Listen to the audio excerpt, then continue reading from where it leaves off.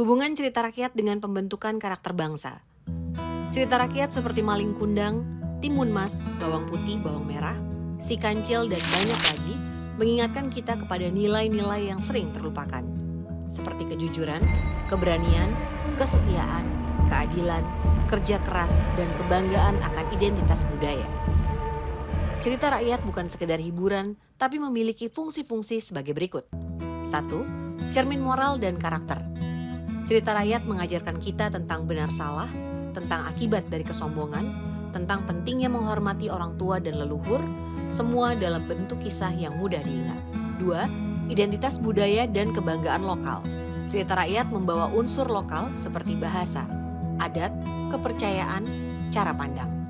Ketika generasi muda tidak mengenal cerita mereka sendiri, mereka kehilangan satu bagian dari siapa mereka.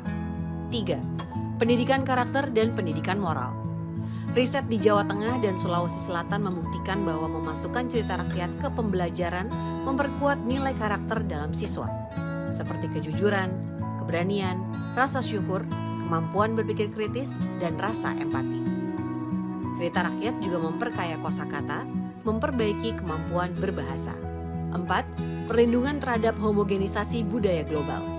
Di zaman globalisasi dan digital, budaya populer luar sering mengambil alih selera, gaya hidup, bahkan dunia media sosial kita.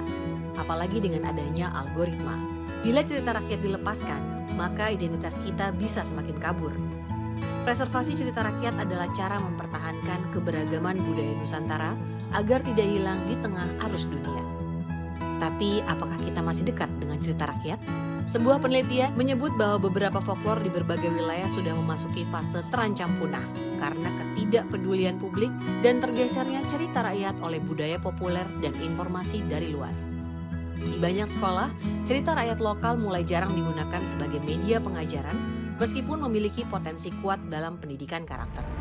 Bayangkan generasi muda hanya kenal lewat video-video media sosial atau meme, sehingga potensi pengajaran nilai-nilai luhur pun perlahan pudar.